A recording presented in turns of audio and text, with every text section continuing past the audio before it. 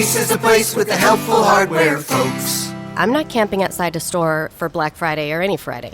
We're with Kat. That's why our Ace Black Friday sale lasts all day. Just print out our online coupon, bring it in, and save 50% on an item under $30. Ace is the place with Black Friday offers all day. Go ahead and sleep in.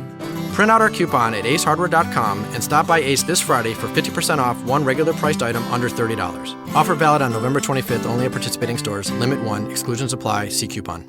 Local on it. You never know what's going to happen. Exclusively. What is this? 77 WABC. Do it. Do it. Look at me. Do it. I will personally write you a campaign check now on behalf of this country, which does not want you to be president, but which badly wants you to run. Which Republican candidate has the best chance of winning the general election? Of the declared ones right now, Donald Trump.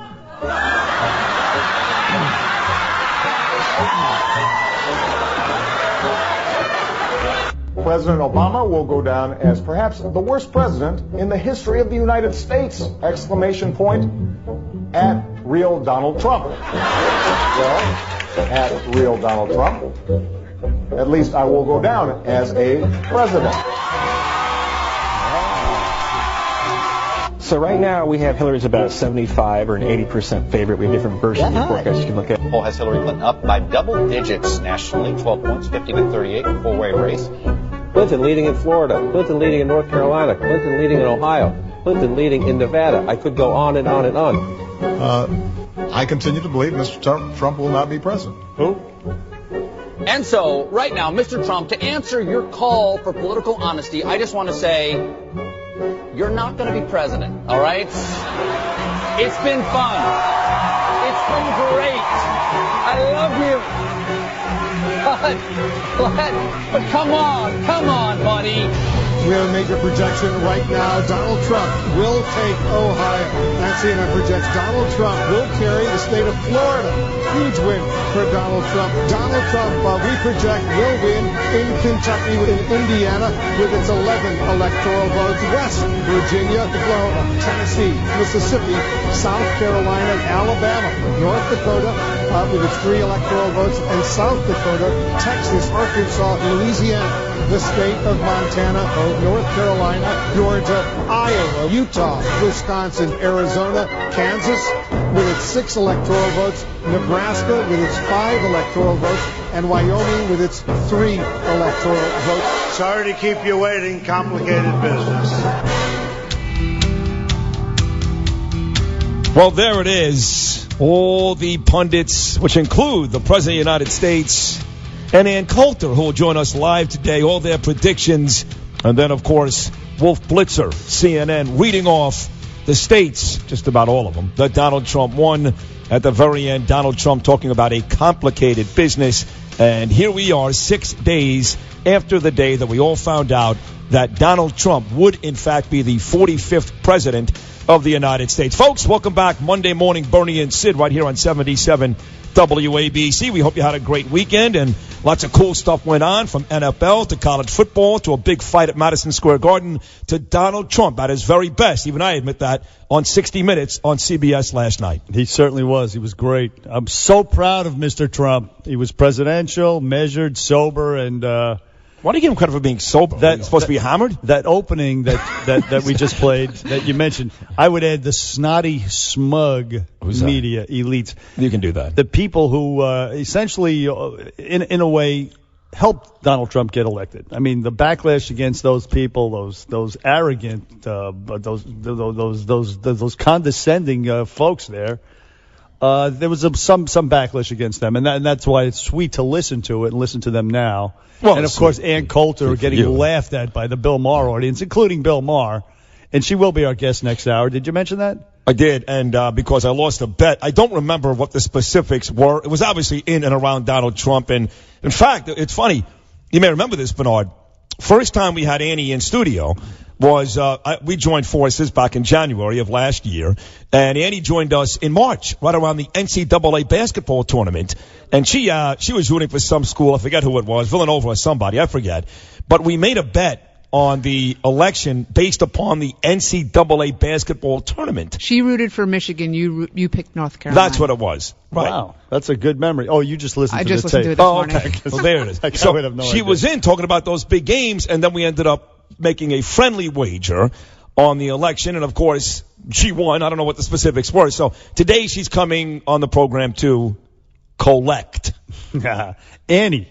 Annie. I've never heard anybody call her Annie. Oh, her good friends call her Annie. All her good friends. Oh, yeah. And, of course, also Hillary Clinton blaming James Comey. Yes, she did. Yes, she did. Well, she in essence, and I can't argue, you and I kind of went back and forth, and I missed this morning because it was about the same time, but you brought up that the whole Obamacare rate spike was going up. But no one can argue she had a nice amount of momentum after the third and final debate. She was up in most polls close to double digits. And on that Friday, when news came out that Comey was reopening the case and had more info, it all fell apart after that. So I don't think she's wrong. I think it doesn't matter. No. But if you look back at the timeline, that Friday when Comey came out with that, she started going south, and she had a pretty good lead at that point, according to the polls. Well, yes. I mean, some would say if we go back and look at the specific timeline that he started to surge in the polls before. No. The Comey. I disagree. It was Friday was the Comey, and the following Monday was Obamacare. You wouldn't say that. Right. Some would say that. Right. But you'd have to admit it. Certainly, look, I think it had a big part to do with it, but to say it had nothing to do with it would be silly. Well, and essentially what she's doing there is blaming Anthony Weiner.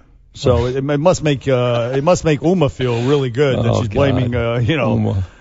She's blaming Anthony Weiner because Anthony Weiner got those emails from Uma. Can I ask you something about talking about that? Because, Uma and Anthony Weiner, of course, are separated, getting divorced. Talk around my sister's house this weekend. I have no idea if this is legit or not. Was that my brother-in-law, Albert, or somebody read or saw that Hillary is going to divorce. Seriously, she's going to divorce Bill Clinton. It's over now. She wanted him to be there. People still love him, blah, blah, blah, for the race. But now that it's over, she's going to divorce Bill Clinton. Have you heard that? I haven't heard it, but I would not be surprised. She rode his coattails. It was an arrangement all these years. She put up with his unbelievable, forget philandering, his sexual assaults, et cetera, her humiliation. And she put up with all that. And what's the point anymore? She and Huma will both be single. Huma and her can hang out. They can go party together. As if they haven't already. Some think they already have. That's part of those emails, was that there was in fact a lesbo relationship. Well, when I said party together, I mean like go to clubs and that kind of thing. But you mean party like private party? That's what I'm talking about. That's what I'm talking about. Oh, now yeah. Listen, to this point that Hillary Clinton is blaming James Comey, the real star of the whole campaign, aside from Donald Trump, Kellyanne Conway. She did a good job. She was on with your boy Chuck Todd yesterday. I saw that. He asked her, yes, I'm just kidding, folks. He asked her about this blaming James Comey, and she had a pretty good answer. And Hillary Clinton pinned the blame for her loss on James Comey. Do you believe it had some help to your candidacy in the last 11 days? I think it's unfortunate that for Secretary Clinton, who's a woman of enormous gifts and talents, and she should be commended for putting herself out there and running for president twice. I just can't believe it's always somebody else's fault. Sometimes you just have to take a look in the mirror and reflect on what went wrong. Good answer. That is right. Look in the mirror, lady. Now, listen. At this point, a lot of people were just like, they don't want to criticize Hillary. She lost. She's going to go away. But if she comes out and starts making statements and comments like that, we're going to go back into campaign mode. She won't do it again. I think she had to put something out there. They asked her, why do you think you lost? She blamed Comey. She'll go away now. And I think you're on my side now because you asked me flat out on this show last week if I thought Trump would seek prosecution, and I said with no hesitation, no. He won. He proved his point. He beat her. He doesn't want to hurt her. And he almost said exactly what I said verbatim on 60 Minutes last night. He's not going to try and take her down there. He's not. That's actually cut 10. Mike, cut 10. I know we're all over the place, but seeing as how Sid brought it up, let's play it because a lot of the folks maybe did not see 60 Minutes. Are you going to ask for a special prosecutor to investigate Hillary Clinton over her emails? And are you, as you had said to her face, going to try and put her in jail? Well, I'll tell you what I'm going to do. I'm going to think about it. I feel that I want to focus on jobs. I want to focus on health care. I want to focus on the border and immigration and doing a really great immigration bill. We want to have a great immigration bill. And I want to focus on all of these other things that we've been talking about and get the country straightened away. You called her crooked Hillary, said you wanted to get in jail. Your people in your audiences kept saying lock him up. Yeah. Well, she did some bad things. I mean, she did some bad things. A special prosecutor? I don't want to hurt them. I don't want to hurt them. They're good people. I don't want to hurt them.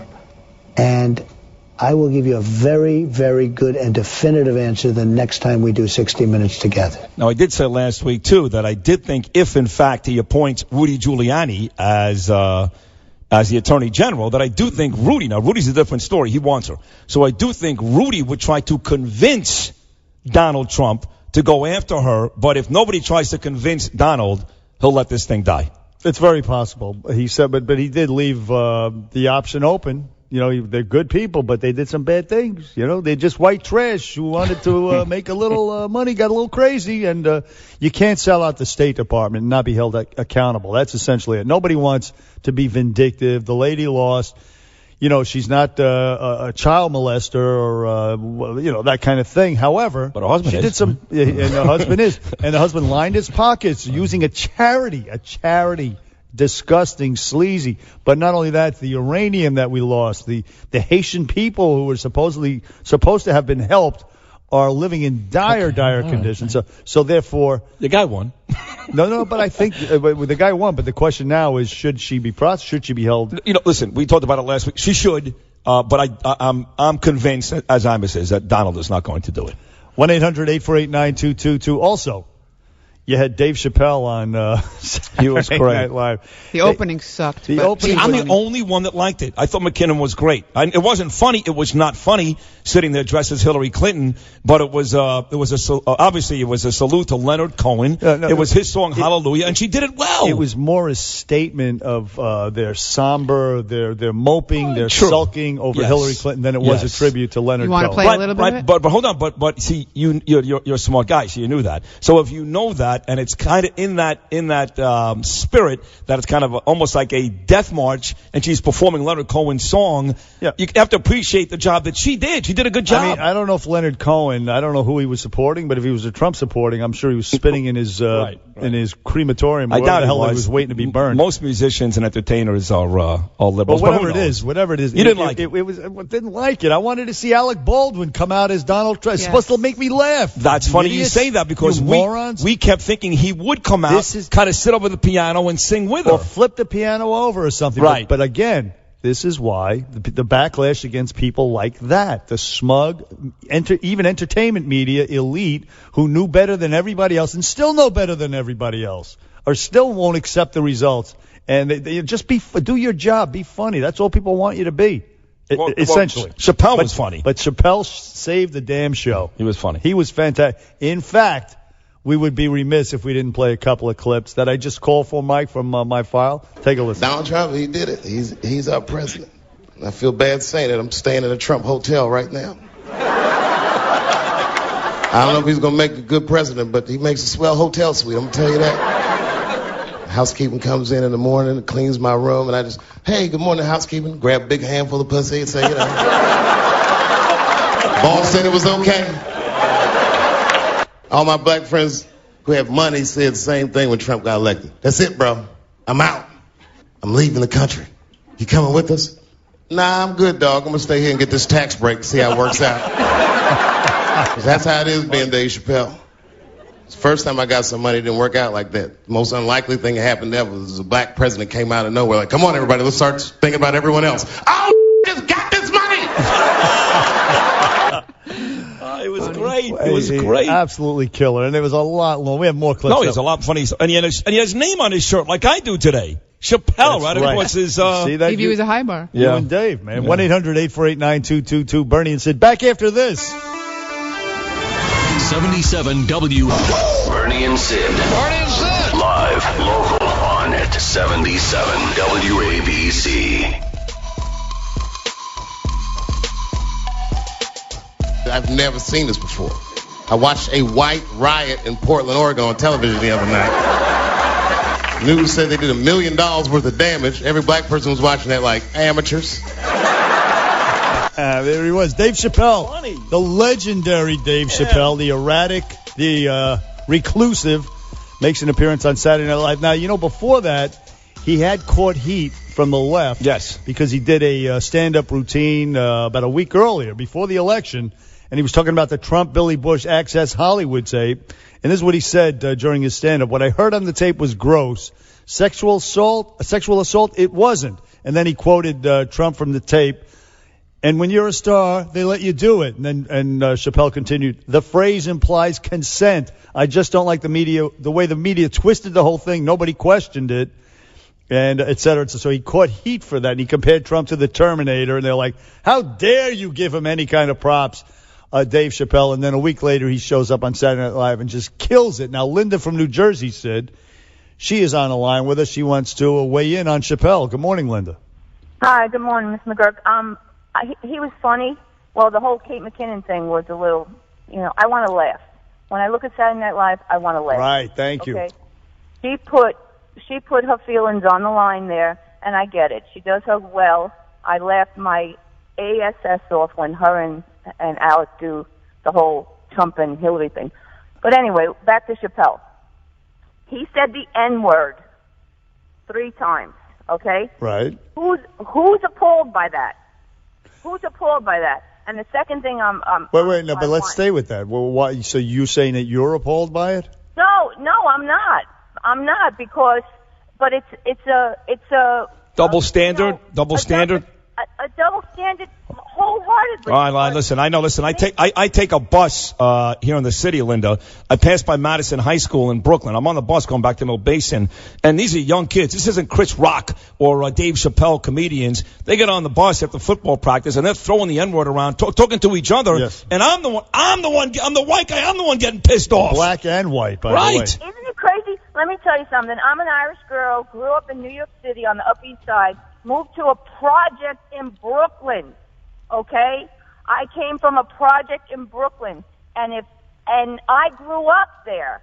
But if I ever called one of them an N-word, I was called a myth, a honky, all this. But if I ever said the N-word, God forbid. And you know what? I grew up there. I had the same things they had, the single mother raising 8 kids, Yep. the father not around.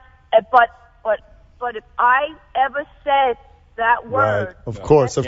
Same thing. I grew up in the projects also. We would have ended up like that Trump voter in Chicago. But believe me, I had flashbacks watching that Trump voter in Chicago getting pummeled because that was me back in the day in the projects. And apparently, Linda, thank you for a nice phone call.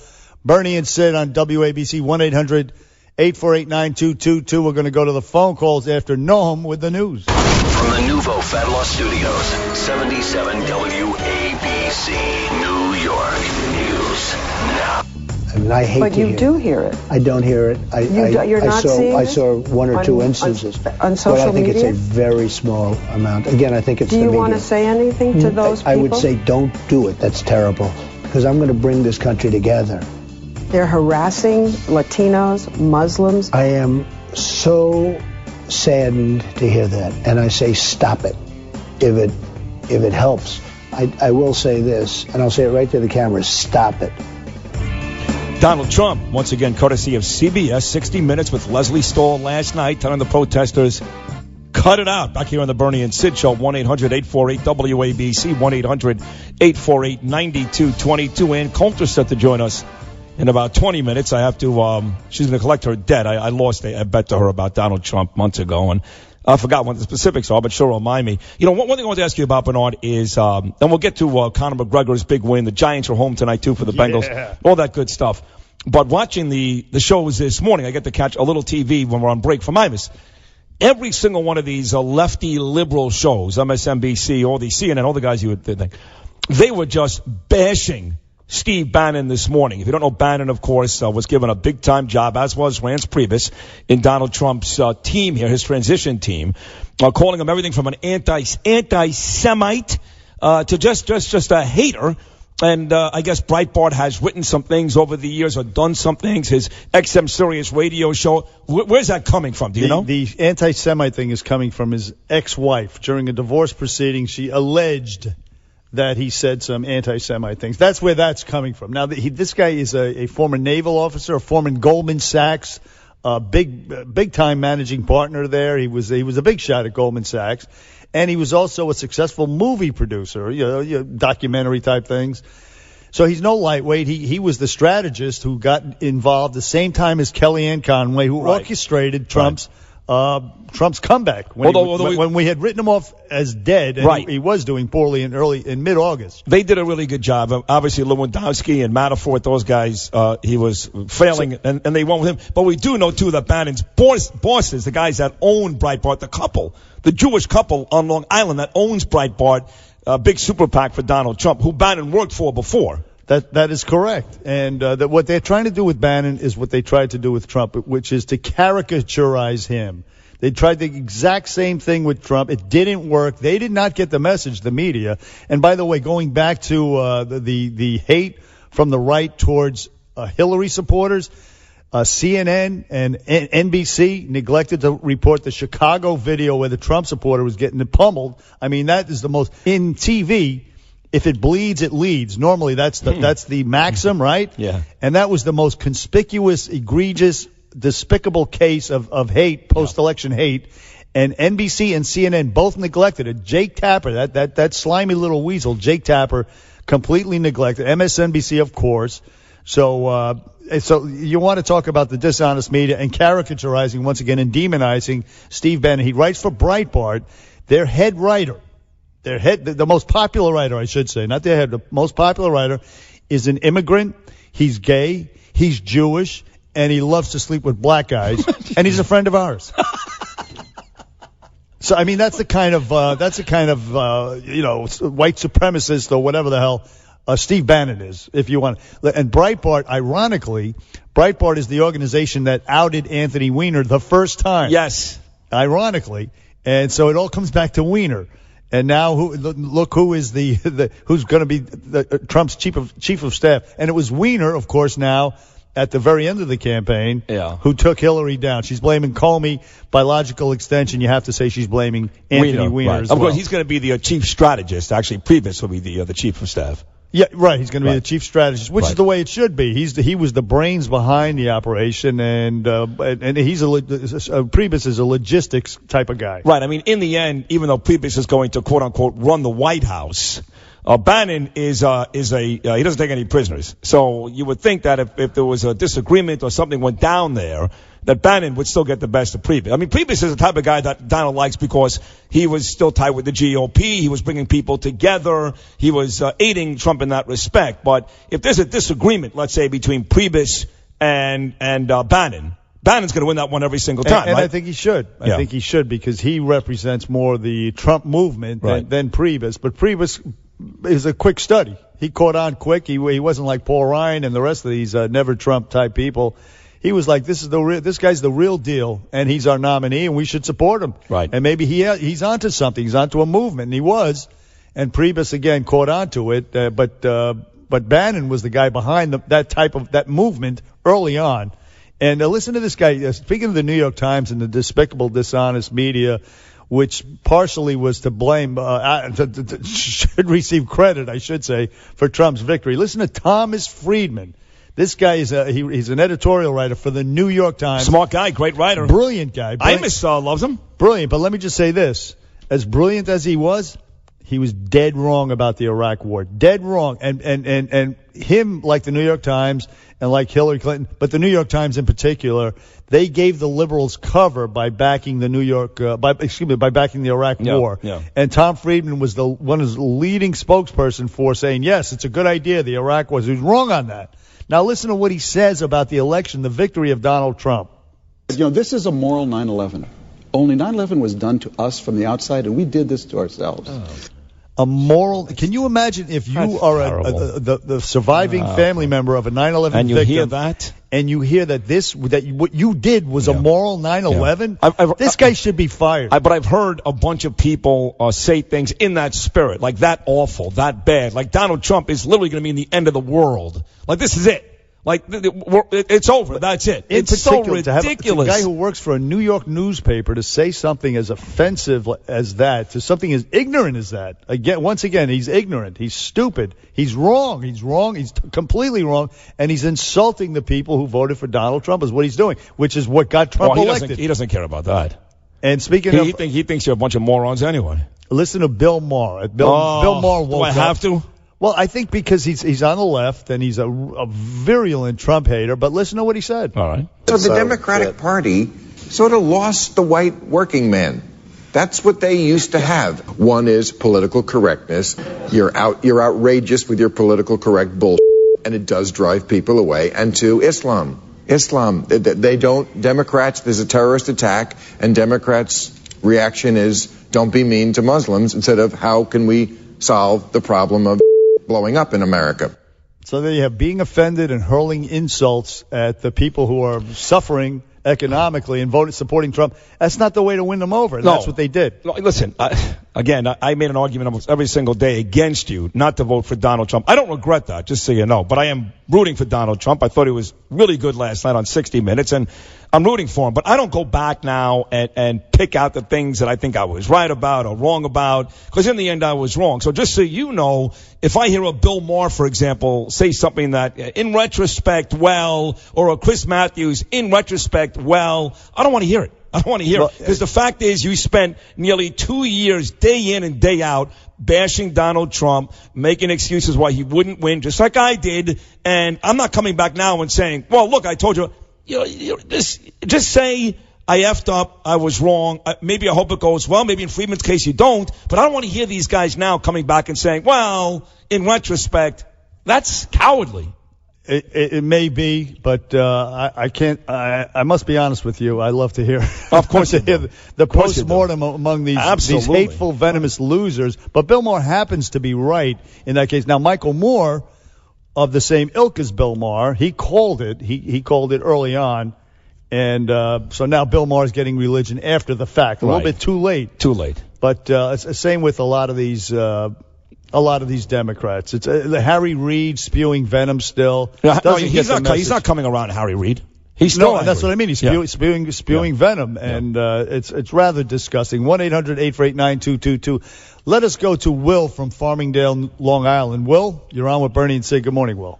Hey, guys. How are you? Okay, Hey, so listen, I don't think Donald Trump will have an independent investigator into Hillary Clinton because, for one reason, why fuel the flames of all the anti-Trump dissent? Not saying that these supporters are going to influence his decisions. I mean, these protesters are going to influence his decisions. But he pretty much said last night he really doesn't want to. However, the FBI is an independent investigative arm of the United States government. Should not be swayed by what anyone thinks, including the President of the United States. So further down the road, if the FBI comes up with more information that they deem appropriate to continue the investigation or even possibly recommend that charges be brought against Secretary Clinton, I don't see how Donald Trump or anyone else should be able to stop them from doing that. I don't either, but I mean, we've been through this twice already. I mean, Comey in July decided not to prosecute or not to recommend prosecution. Then he came back with the bombshell, said the same thing again. I don't recommend prosecution. So how many times are you going to keep going over the same thing? I mean, come on. I can answer that. He did not convene a grand jury. He did not utilize... He did not. That's true. Right, he did not. He did not utilize subpoenas and warrants, et cetera. In other words, he didn't really do an investigation. And it also came 4 days after a meeting between the Attorney General and the president, the presidential candidate's husband, right, who also is a subject in the investigation. So a lot of things think we have to investigate the investigation, not out of vindictiveness, because if a crime was committed, people have to be held accountable. We're a nation of laws, in my humble opinion, I think, anyway. I mean, I know if I think you're right. I just don't think Donald's going to do it. I think Donald won. He's going to move on. Comey said she was guilty of bad judgment. Well, so are bank robbers. Guilty of terrible judgment. True. But you have to prosecute. I don't care if you needed the money or whatever the hell it was. Now, again, Dave Chappelle on Saturday Night Live was very funny. Coming up next hour, we have Ann Coulter, who had a bet with Sid. And we have some great tape of her back in the day on Bill Maher in 2015 getting laughed at for predicting that Trump has the best chance at winning the presidency. Anyway, she's going to come on and crow and talk about the protesters, et cetera. Let me just say this. Listen, I remember when the Marlins won the World Series, okay? And I'm making a sports analogy. And Jack McKean decided to pitch a young Josh Beckett on 3 days rest against the Yankees, okay? Game 6 in the Bronx. By the way, the Marlins won that game and won the World Series. So Jack McKean won. That didn't mean his decision still wasn't stupid, but it paid off.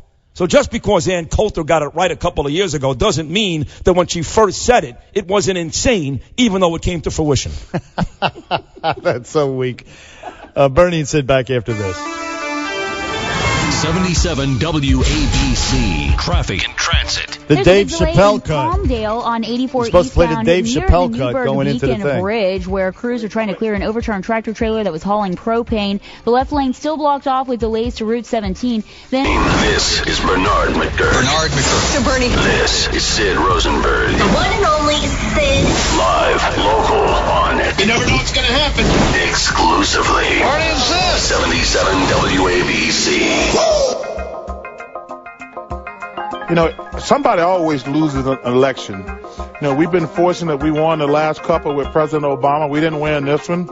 But like I say, I respect the office of President of the United States.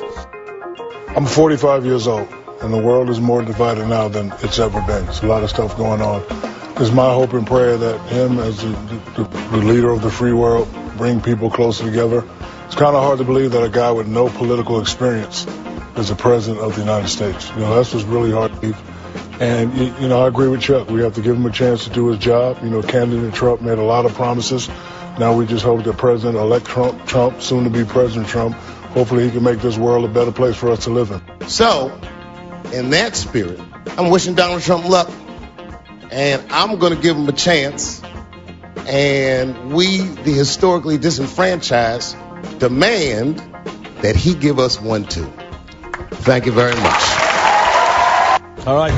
To all of the Trump haters, all of the Hillary Clinton supporters, all of the people that said that my Trump was going to lose.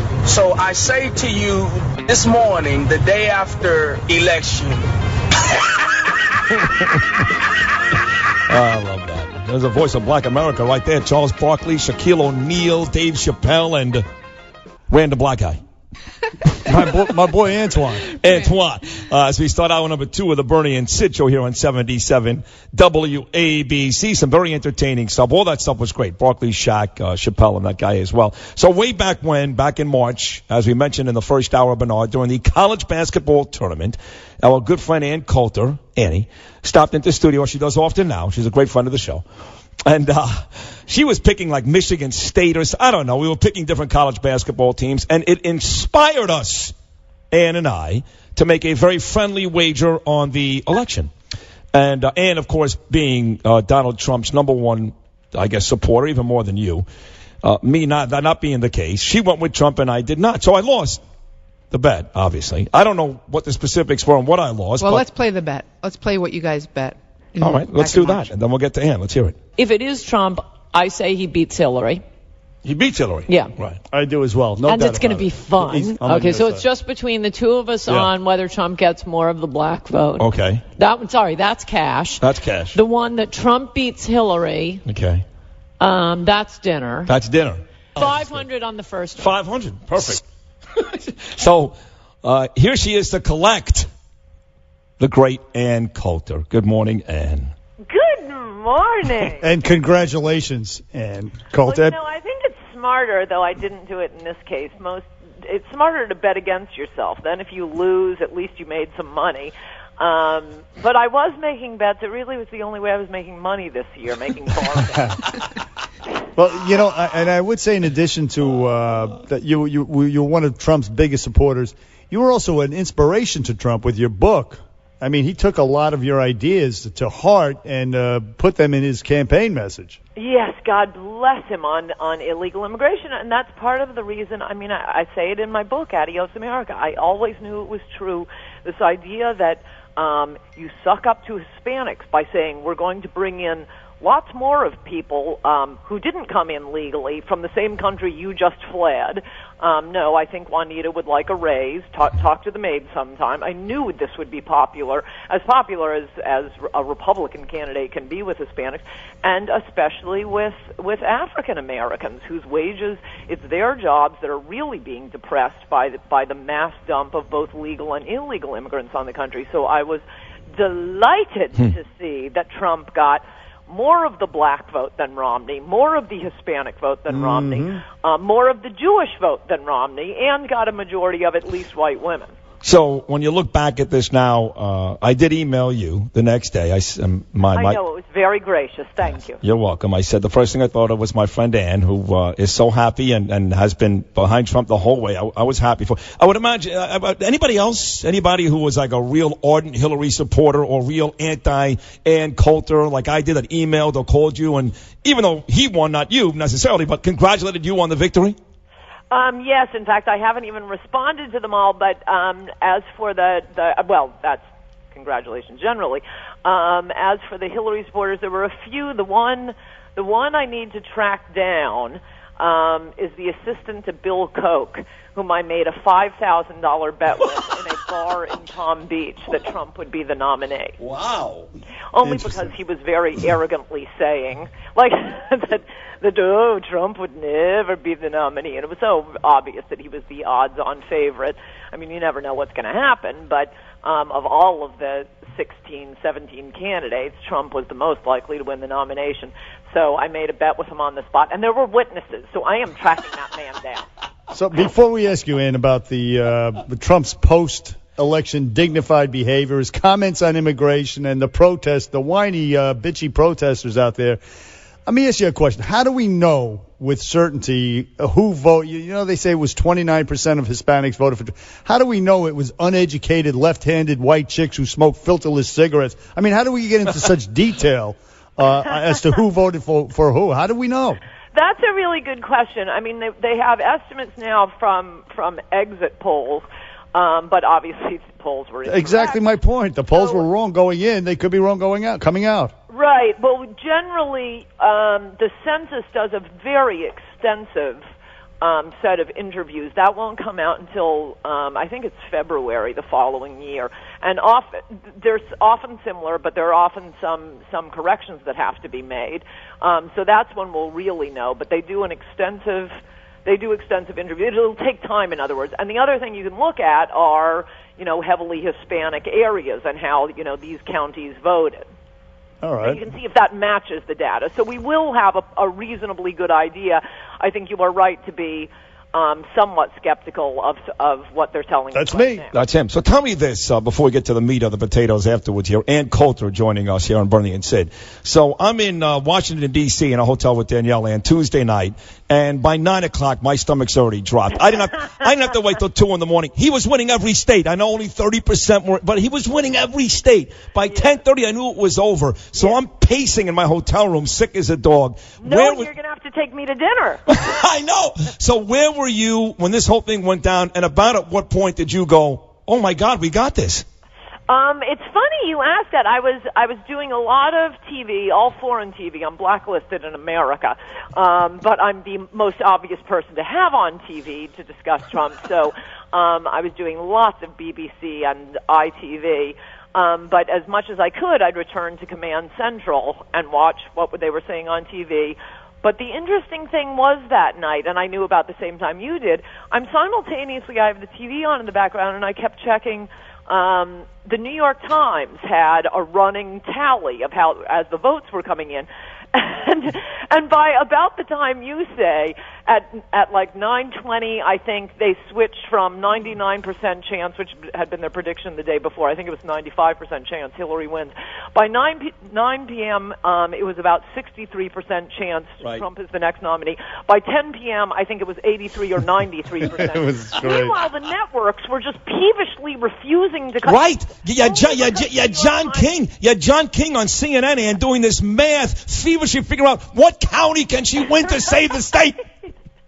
No, and it was the only reason the New York Times is accurate, because for those of you who have glanced at the birdcage filler in the past year, they've been hysterically anti-Trump. It's because it was computerized. There was no human involvement. As the votes came in, their little computer system would change what the odds were. And by 10 p.m., like I say, it was 83 or 93%. So it was over. I kept doing these TV interviews, and they pretend like there's still excitement. We're still watching, and I just kept sitting there saying, "It's over. Trump won." It was fantastic. Now, before we go any further, here is Ann Coulter on Bill Maher's HBO show with the panel and the audience stacked against her, essentially like a Jew in a mosque, in the summer of 2015. Listen to this. Hey, here we are. And which Republican candidate has the best chance of winning the general election? Of the declared ones right now, Donald Trump.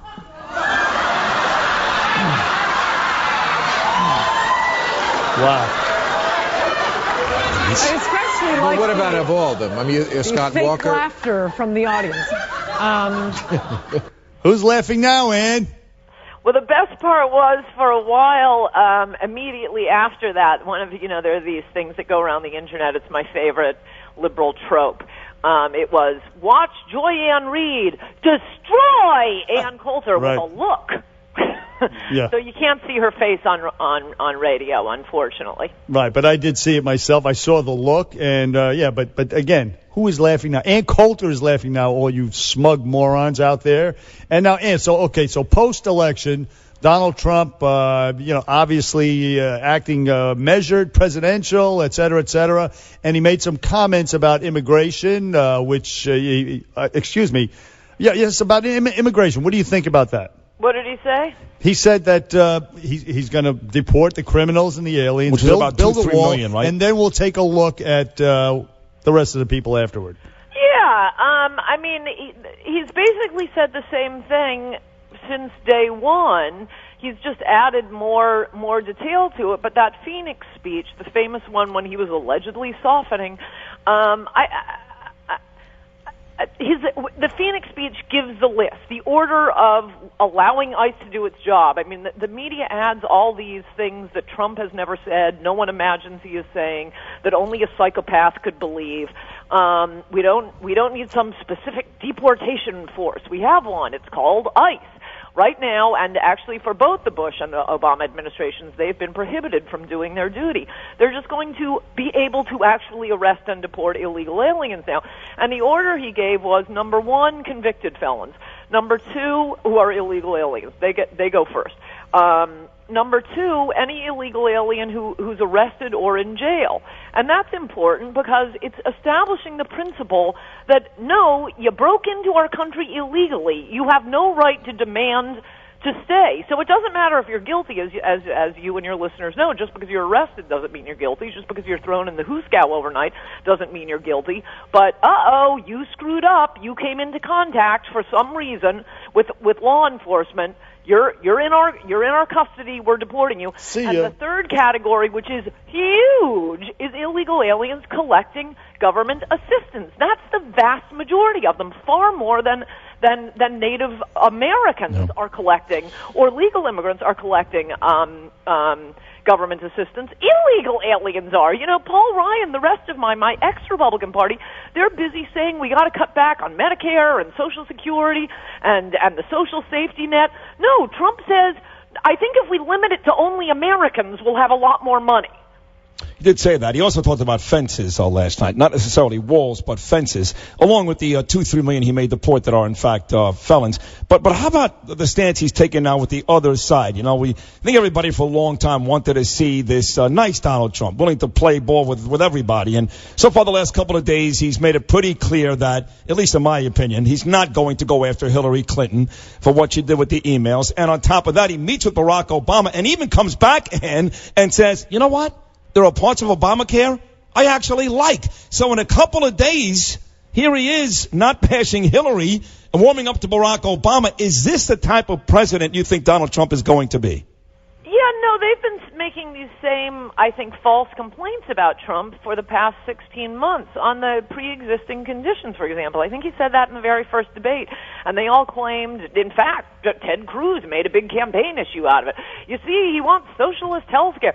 No, he doesn't. We will have pre-existing conditions. I mean, and by the way, there are two kinds of pre-existing conditions. I think we need to be clear about what he's talking about.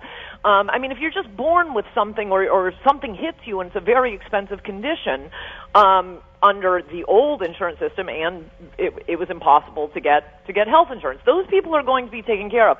If you just don't buy health insurance, well, there will be some system. We're not going to let you die in the street, as he explained in the first debate. But yes, a private insurance market, the free market where you can buy whatever insurance you want. You don't need to tell people selling products to consumers what's popular. They know what's popular. You don't have to have a law saying hotels need to have TVs in there and beds in their hotel rooms. They can figure that out. The market tells them. And covering pre-existing conditions, that's a popular thing to do. And what was the other thing? Oh, Hillary. He doesn't have to do anything about Hillary. I do think it would be a horrible mistake for him to pardon Hillary, but he doesn't have to do anything. The FBI is investigating. That'll go to a U.S. attorney or perhaps to a Department of Justice. I mean, I guess if it's Trump's Department of Justice, he may be pushed to appoint a special counsel, but all he has to do is not announce that, which is part of the reason he won, that we are such a corrupt country that if your name is Clinton or you ran for president, you are above the law. Maybe the FBI will find nothing, but they're investigating, and unless Obama pardons her, I don't think he's going to call them off. No, nor he shouldn't. I mean, that whole meeting on the tarmac between Bill Clinton and Loretta Lynch, he should investigate the investigation at the very least. And right, but he doesn't really have to do anything. And by the way, it's the same thing with Obamacare. A lot of these Republicans in Congress, and I have little use for most of them, but a lot of them are smart, and there are a lot of smart people, and for years it has been very clear what we need to do with health care in America. You know, the government, one way or another, will take care of people who have, through no fault of their own, just a bad life lottery, big problem. But by and large, for the rest of us, we just want to buy a la carte health insurance. So we're not required, if you just want catastrophic health insurance, right now and under the prior system, we were required by the government to also buy health insurance that covers, gambling addiction, drug addiction, marriage counseling, lots of things that people don't want. That's what made it so expensive. You allow it to be sold on the free market, which Trump has said from the beginning, and which these plans have been worked out. Trump doesn't really have to do anything. He just has to wait for these Republicans in the House and the Senate to come up with a good bill, send it to him, and not veto it. Right, exactly. Which, by the way, is what Obama did with Obamacare. He let the Congress construct it and send it to him and just signed it. Now, listen, the smug, arrogant, condescending, dishonest media, they who inadvertently helped elect Trump, by the way, they predicted that the Trump supporters will protest and riot, and they were highly offended at the prospect. Of course, we now see the opposite occurring, and yet they cheer them on. They incite them, essentially, is what they're doing. You tweeted out at one point, and it got a lot of attention, that you can't have protests without fat girls, which was hilarious, but... Yeah. It's just something I've always noticed, and I was looking at these pictures of the protest, and there it was again. Every time I see a protest photo, it's just, these sad, they're upper middle class girls. I don't feel that sorry for them. They're going to expensive colleges. They're eating well. But they need it's like they need to belong to something. And you will always notice, there are different parts to a protest. There are just, the standard hoodlum, and they'll take advantage of anything. There are some college kids who will just come out because, oh, it's a party. Right. But look at all, I mean, I was attaching pictures to it. I was looking at the pictures of the protests. We would not have protests without fat girls. I totally agree. Hey, quickly, we have about 60 seconds to go. Priebus is in, Bannon is in, Conway's going to be in. Are you going to get a gig with Donald Trump? I'm being completely serious. I'm not joking. Well, I don't know. I've been sleeping since I've been partying since the election. Oh, look at you. Sweet. Look at you. Huh? I love the Priebus Bannon combo platter because on one hand, I mean, the chief of staff, it sounds very important, but a lot of it is just, it's administrative work. Right. Making sure the heat is on, the lights are on, who gets which office. Okay, Priebus is going to do that. Chief strategist Steve Bannon, that's where we want him. We want him bending Trump's ear on what he should be focusing on. And what about they're trying to do to Bannon what they tried to do to Trump, demonize and caricaturize him? What do you make of that? Yes, they will with anyone who's worth a damn. Right, exactly. So my suggestion is to throw a bunch of them at once. The inclination of most Republicans is to say, oh, we better send some wimp-ass Republican in instead. No. Send them so many they're going to object to that they don't know who to fight. All right, fair. Now, what do you want to eat? It's in New York, not Los Angeles, so you want... Correct, and I will be Googling for the most expensive restaurants in New York. I got a great place. I'm being completely serious. The great actor whose movie and Broadway show is now a musical, Chaz Palminteri. It's called The Bronx Tale. That's the movie and the musical. And he has a great restaurant on 47th and 2nd. And you'll love it there. Perhaps. It's your choice, though, Ann. Yeah, I get that one for free. So yeah, don't do it, Ann, because he won't have to pay. That's the scam. Ann Coulter, congratulations, and by the way, thank you for inspiring Mr. Trump. Yes, you're excellent, fantastic. Enjoy the victory. Talk to you guys. Always a pleasure. Ann Coulter on Bernie and Sid. 1-800-848-9222. Back after this. 77 WABC. What about vacations? You're not going to take any vacations? You've said that. We have so much work. There's so much work to be done. And I want to get it done for the people. I want to get it done. We're lowering taxes. We're taking care of health care. I mean, there's just so much to be done. So I don't think we'll be very big on vacations now. Are you going to take the salary, the president's salary? Well, I've never commented on this, but the answer is no. I think I have to, by law, take $1, so I'll take $1 a year. But I don't even know what it is. Do you know what the salary is? $400,000. No, I'm not going to take the salary. I'm not taking it. There you have it. Donald Trump on 60 Minutes last night. Very, very presidential. Very impressed Sid Rosenberg. No, I did. He inspired me, in fact. I just walked into Chad Lopez's office and said, I'm not taking my salary next year. I'm good, thanks. I'll do it for $1. Why not? Hey, they also asked Ivanka and Trump about the brand, and they're like, we don't care. The brand is damaged. Melania. Oh, Ivanka. Right, that's right. They asked she said, look, this is a lot bigger than our brand. Forget the brand. We just don't care. Look, I think people are going to turn around on Donald Trump. I really do. He's been very impressive these last few days. And his actions will have to, his words have been great so far. His actions, I think, will follow. I don't think so. I think rational people will, but I think the divide, the anger, is so bad that a lot of these people, like these kids just walked out of a school in Silver Springs, Maryland, in Los Angeles this morning, they're never going to give this guy a chance. No matter what he says, no matter what he does, it's never going to be good enough. That's my opinion. You may be right. They'll focus on something negative and just dwell on it, obsess over it. And it would have been the same thing the other way, mind you. The Trump supporters, if Hillary had done something good, they would have still talked about the email. I mean, the divide and the anger and the hate for both candidates is so palatable that I don't believe, unless you're really rational, that you're going to be able to ever give Donald Trump the credit he may very well deserve. And the media, again, won't give him a break, really. They keep bringing up, say, the Muslim ban, the stuff that he's amended many times since the original comments. Or even people he's hiring. They're bashing him today for hiring Steve Bannon.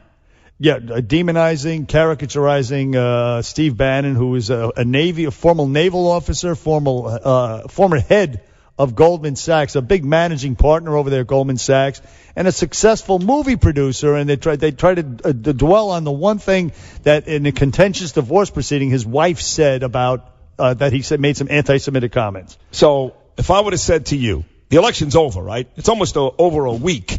And we have this great show today. And Coulter's on. You and I are going back and forth. There's still plenty on Trump, plenty on Clinton, all this stuff going on. And I would have said to you that 2 days after Conor McGregor got a knockout win at Madison Square Garden, we'd be 105 minutes into the show and not mention Conor McGregor once.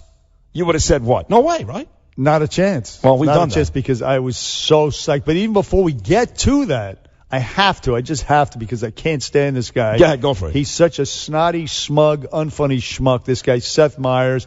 Listen to him at the White House Correspondents' Dinner a couple of years ago while Trump was in attendance. Listen to this guy. I was really excited yesterday. And it's Media Trauma really 2 would be the first one. My mom's name happens and then to be we'll Hillary. go to this Donald next Trump one. has been saying that he will run for president as a Republican, which is surprising since I just assumed he was running as a joke. Okay, now listen to Seth Meyers last week after the election. I was really excited yesterday, and I was really sad for her. My mom's name happens to be Hillary. And then he started to cry. It's not such a joke anymore, is it? I don't know what I'm going to do. He turned into Miley Cyrus. Did he cry? For a little wuss. Seriously, did he yeah, cry? he did. Oh, come on. Can you believe these people? Come on. Just like Kate McKinnon, she cried. I mean, yeah, but she's it's absolutely sickening. It's enough already. It really is. I mean, please, enough with these drama queens. But this is a grown man. This is a freaking grown Listen, man. there are people. For God's sake, there are people out there right now. Man the F up. And it ain't going to happen. That are going to protest this whole election in terms of the votes in the Electoral College. There are Democrats out there right now saying on December 19th, Hillary Clinton will be named the president of the United States. They're actually fighting for that. That there's some votes out there that weren't counted towards her, and that she got screwed here. She's the one who got screwed, and she will be the president on December the 19th. And of course, that whole electoral college versus popular vote thing again. The whole purpose of it was so that the election just doesn't. They don't just campaign in New York and California Texas, and Illinois and Texas. Florida, right. I mean, and if they did, so you say, so if that was going to be the metric that they measured victory from. Well, then Trump would have campaigned differently. He would not have tried to appeal to people in Ohio, Michigan, Pennsylvania, et cetera, et cetera. But he won those. Oh, he didn't win California Carolina. and New York, but he did win Florida. Right. Texas. But North Carolina, Michigan, Wisconsin, he wouldn't have gone there. Right. He would have tailored his campaign to New York, California, Illinois, and Texas, and may have won the popular vote. The irony of this whole election was, all you kept hearing was, Donald Trump may win the popular vote, but he will not win the Electoral College. I heard Guns say that. Well, he lost the popular vote, and he won the Electoral College, so it's impossible to figure this thing out. Well, he won where it counted, and he tailored his election, his campaign, to win it the way the rules are set up. And she didn't. She got too complacent, and she thought she had Wisconsin and North Carolina and these states in the bag. To his credit, he was there late. She wasn't. Even though I did hear that Bill and some other folks in her group there were saying, let's go, and they're saying now that she was too complacent. Of course, Monday morning quarterback is always nice to say that. Not only complacent, but she just wrote off the blue-collar working class who voted for Obama in the past. Not only blew them off, told the coal miners she was going to put them out of work. And still thought she'd win. And then insulted them by calling them deplorables and bigots. And still thought she'd get the vote. Do you guys think that Bernie Sanders could have beaten Trump? It's a It doesn't matter now. What difference does it make anyway over here? No, they asked his wife the same thing. Without hesitation, she goes, yeah, he would have won. It's very possible. Yeah. And yet, what did the Democratic National Committee, the corrupt Democratic National Committee schemed against Bernie Sanders? Because they thought he couldn't win. To take it, well, not only that, because they wanted Hillary Clinton. Right. Because she was the anointed one. She was Bill Clinton's wife. She was going to be the first woman. Well, you made a big damn mistake. She was corrupt. And she was just, listen to, how about this clip? This is Chris Rock on Saturday Night Live. All right, here's the setup. The bit is, Chris Rock and Dave Chappelle, they're in a room with a bunch of these liberal white dweebs on election night as the election, as she's starting to lose. And then, listen to the liberal white dweeb and then Chris Rock. I can't believe it. Why aren't people turning out for Hillary the way they did for Barack Obama? I mean, maybe because you're replacing a charismatic 40-year-old black guy with a 70-year-old white woman. I mean, that's like the Knicks replacing Patrick Ewing with Neil Patrick Harris. Hello, Democrats, you stupid. No, I got to take the high. By the way, Hillary's working for Donald Trump, though, today. Oh, is that right? While Hillary Clinton and Barack Obama on the phone today with world leaders, because you have to understand, well, you know this, Barack Obama destroyed Donald Trump, destroyed him. Now he's got to go back out there and say, hey, that was the heat of the battle. The truth is that he's a great deal maker. He's going to keep us great. So both Barack Obama and Hillary Clinton are speaking, not to world leaders, to Democratic leaders. Oh, to Democrat leaders to kind of hop on board and make sure this thing goes well. The likes of Harry Reid, who's still calling Trump a sexual predator. And right. In other words, inciting these riots. And by the way, But how nauseating you think it is for her that today she's got to try to convince these people that he's the right guy. Yeah, and apparently the reports have come out over the weekend too that on election night she was hysterical in her hotel room, and that's why she couldn't leave to go to the. I feel bad for her when I hear stuff like that. That's what I said to you. If he would have lost, there's a book coming out. CNN is called Unprecedented. In the book, they say that he expected he'd be done by October of 2015. He never thought he'd get this far. She never thought she'd lose, and that's why I kept saying to you, if he would have lost, he'd be fine. He'd go back to business. He's a billionaire, but her whole life was leading up to this. And that's the problem. That is the problem. She was a career politician. That's essentially what people said. I'm sorry. We're sick of you people. And, I mean, it's true. Corruption aside, you feel sorry for her as a woman. She's walking a little dog the next day, and, but that's c'est la vie. We're just sick of the status quo and the people you ignored and then insulted. But speaking of sports, Sydney, a lot of people are saying that these teams won't go to Trump's White House. They won't go. And by the way, that you don't want them there. And to your credit, and I'm like, I don't want Ben Rapisberger in the White House. I don't want the likes of these drug-addled, sex-crazed wife beaters in the friggin' White House anyway. So stay the hell out. Stay out. But speaking of sports. But some of these guys are like Steve Kerr, the coach of the Golden State Warriors, or Stan Van Gundy, the coach of the Detroit Pistons. These are, your everyday guys, white guys, and they won't go to the White House. Ignorant guys who... By the way, Van Gundy's not going to get there anyway with the Pistons, but you know what I'm trying to say. Right. These are mega millionaires who just do not understand the plight of what they call, quote-unquote, flyover country working class people. But Conor McGregor, you played a few clips this morning. It was a fantastic He was hilarious. Fight. It was unbelievable. Hey, listen, this guy is a phenom. I mean, he doesn't have the same social significance that Muhammad Ali had. He was black in a time of change in this country. There was the Vietnam War. But he has a lot of the same attributes. He does. Plus, he's a showman. Boxing was a lot bigger then than MMA is now, too. But MMA is on the rise. It's on the rise. It's ascendant. And you had, everything from last week where Conor McGregor hit that three-pointer from the floor of the Garden. I mean, everything's been going his way. And so he comes into New York. They sell out the Garden. You have a local guy, Eddie Alvarez, fighting him. And they're booing the local guy. He's from Philadelphia. And Conor McGregor's, it's just incredible. Anyway, he beats the guy. I watched it. The fight didn't start till after 1 a.m. It was an amazing card, first of all. Poor old Chris Weidman, who we had on the show last week, he took a knee to the mush that was just devastating, and his face looked horrendous afterwards. But a valiant fight. There was a couple of good fights, and then the McGregor fight comes out. This guy he's incredible. The speed of this dude. He knocked down his opponent, Eddie Alvarez, who's the champ in a higher weight division than Conor McGregor usually fights. Knocked him down 3 times with his left. He's a southpaw. Just a regular left. It looked like a regular left. Knocked him down 3 times, and then finally knocked him out in the second round. And then afterwards, and you played this clip this morning, they didn't have the belt ready. He had his 145-pound weight belt. They didn't have the 155-pound, and this is what happened. Where the is my second belt? I've already got this one. Where's the second one at? Cheap. Go backstage and grab that belt somewhere. Over here. So Dana White came out with the second belt. That's great. Where's me snooking belt? And anyway, then he says this. I've ridiculed everyone on the roster. I just want to say from the bottom of my heart, I'd like to take this chance to apologize to absolutely nobody. The double champ does what the he wants. And when I played that this morning and I heard that for the first time, the first person I thought about was Donald Trump. I knew it. I knew you were going to say that. I didn't come here to take part. I came here to take over.